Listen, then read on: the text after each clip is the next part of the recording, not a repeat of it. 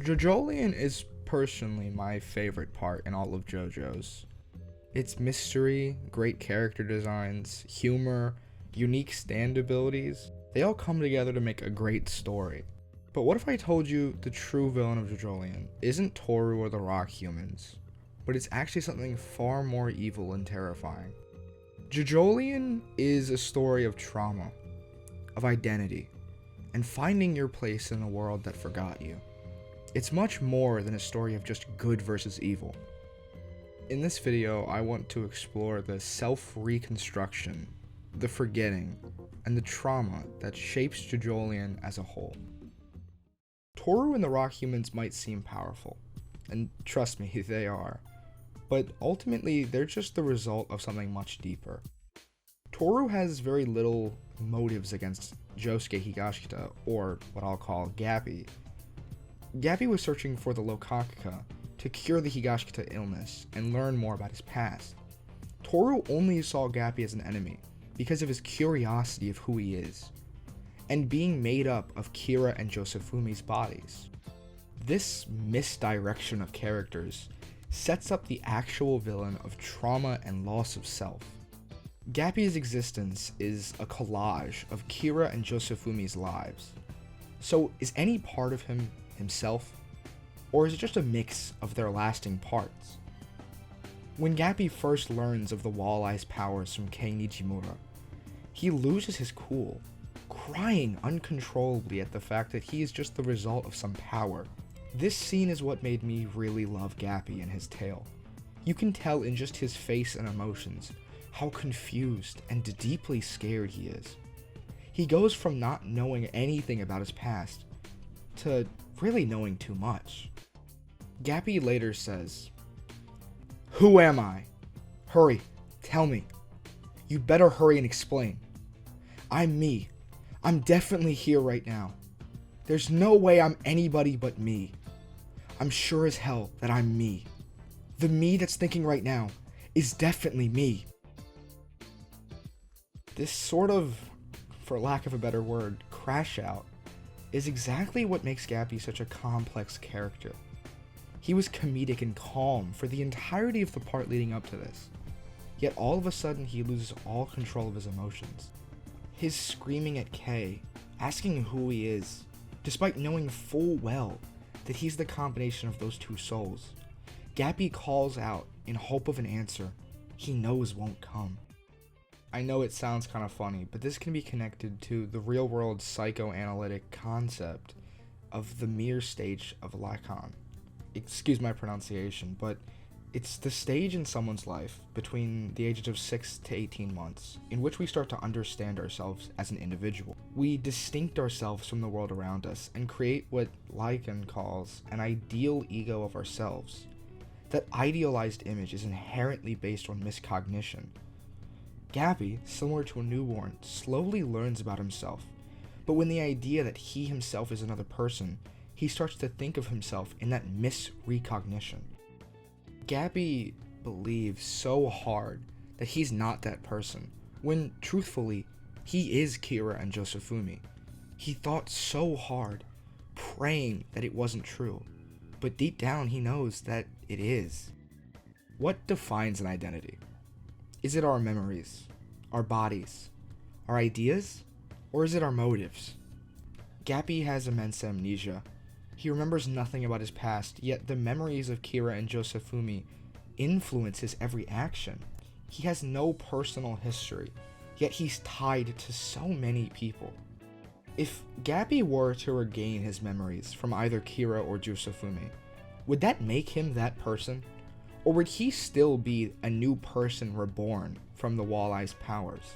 And if Gappy can't remember any of these memories, is he really responsible for the actions of Kira or Josefumi? Gappy is given the body mixed from Kira and Josefumi, but if he chooses to change how he uses it, is it still the same body, or is it its own creation? Going back a few parts, this can be really closely related to Giorno. He is a body born from both Dio and Jonathan. His physical form more relates to Dio, yet he narrates the pure heart and soul from Jonathan. So does this relation to either Dio or Jonathan change who he is? Or is it just one part of Giorno's decisions? Is Giorno his own self? Gappy has no past to remember, but yet he chooses to help his newfound family, to save Tsurugi and protect Morioh. He uses moral decisions to shape who he is, not relying on who he once was.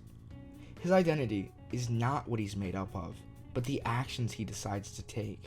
A famous philosopher named Friedrich Nietzsche, again, please excuse my pronunciation, often said that a person must create their own identity through self-realization and acceptance, and to do so without relying on things such as a god or a soul.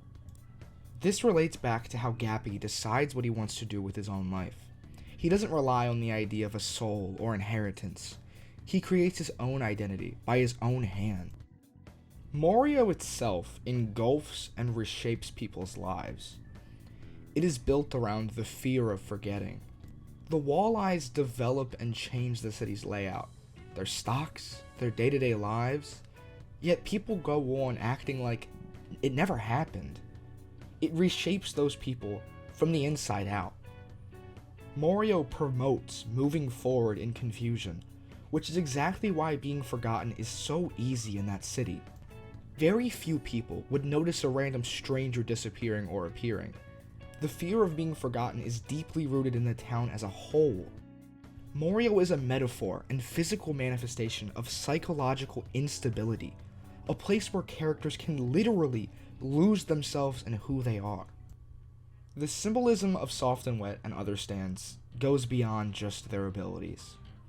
Gappy's stand, Soft and Wet, its main ability is the power to shoot out bubbles that can plunder or steal things from people and or objects temporarily, such as stealing the friction from the floor or someone's vision temporarily.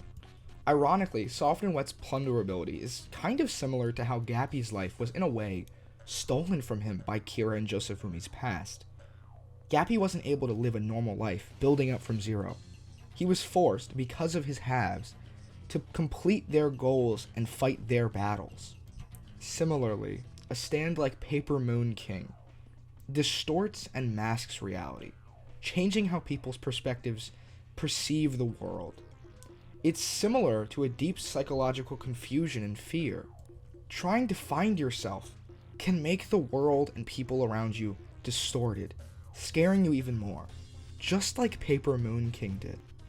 The Higashikata family inherits a physical curse that constantly burdens them, but it actually holds more emotional strength. Because of the curse, their parents hide secrets from their children. The children carry guilt. The illness scares everyone equally, and they hide their identities away. Yorisuke's attempts to fix everything, Tsurugi's confusion, Jobin's undoing. These aren't just points in the plot. They're a view into how inherited damage done by the curse hurts them over generations. On the other side of the spectrum, Gappy chooses to ignore his inherited past, fighting only for himself and his newfound friends and family. By losing both of his identities, Gappy is given the unique opportunity to become someone completely new. He is the only Joestar who starts with absolutely nothing. Even someone like Johnny, who started at a low point in his life, had a past and reasons to keep going forward, but Gappy had none of that. Yet he perseveres just as much, if not more, than most Joestars, building a new life, piece by piece, not through fate or destiny, but by his own will. There's a scene towards the end of Jojolion in which Gappy speaks to his mom, which is technically Kira's mom, but nonetheless, she helps heal Gappy before his fight with Wonder of You, talking to him like a loving mother, referring to him as Yoshikage Kira, or her son. Gappy then says, "Holly, is this person I'm seeing right now real, or a dream? Am I seeing an illusion of Holly right now? She was under the impression that I'm her son, Yoshikage. Or maybe you knew your son was dead. Maybe you understood everything. But still, you called me Yoshikage and brought me to this room. My name is Josuke Higashikata, and my memories from when I was born are long gone from this world, and they'll never come back. But even so, there's something I'm certain of. I am your son. No matter where I go or what era I live in, that's something I'm certain I can believe in. Mom, I'll save you. I swear it. This scene is probably one of, if not the most emotional scenes in all of this franchise, in my opinion. It's a heartfelt moment between mother and son. Josuke doesn't want to accept the fact that he's not his own person, that he's made up of Kira and Josefumi. But here in this moment, he forgets about all of that. Because even if he is Kira, or if he isn't, this woman in front of him is someone he cares deeply about. It's his mother, and he would do anything to save her. Gappy, in a sort of way, is a mistake. He's a twist of fate. He was never meant to be a creation of this world. He's unnatural. But here he learns that even with that in mind, his mother sees him as his son. Whether she knows he's Kira or Gappy, it's unknown. But either way, she was there for him at his, quite frankly, lowest moment. And that's what gives him just enough strength to push forward and fight Wonder of You. And that's quite beautiful. This to me shows how Gappy's learned and persevered. He's realized that it doesn't really matter what he's made up of, whether he's Kira, he's Josefumi, if he's Gappy, it doesn't matter.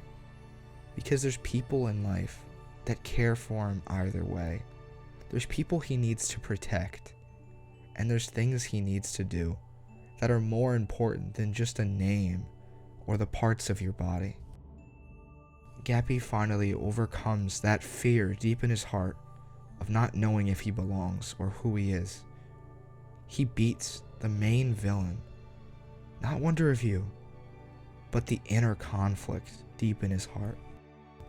Jojolion is a calamity, not of death, but of fear and disconnection. The entire part is rooted in the horrors of being erased and forgotten, which is worse than being defeated by some rock human. Every character is fighting against this fear, trying to understand who they are and how to stay important. Jojolion's end isn't when Toru's defeated or when Gappy learns his past. It's the healing that comes from it. Gappy was able to rebuild himself as a new person despite his confusion and fear of the parts that make him up. It's not built on revenge or defeat, but rather growth. The enemy was never Toru or Wonder of You.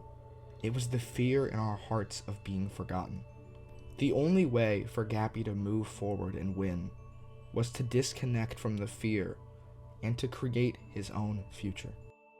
In the words of Araki, Jojolion, this is a story about breaking a curse. There are things that exist in this world that the eyes cannot see. In Jojolion, that is the shape of a person's heart.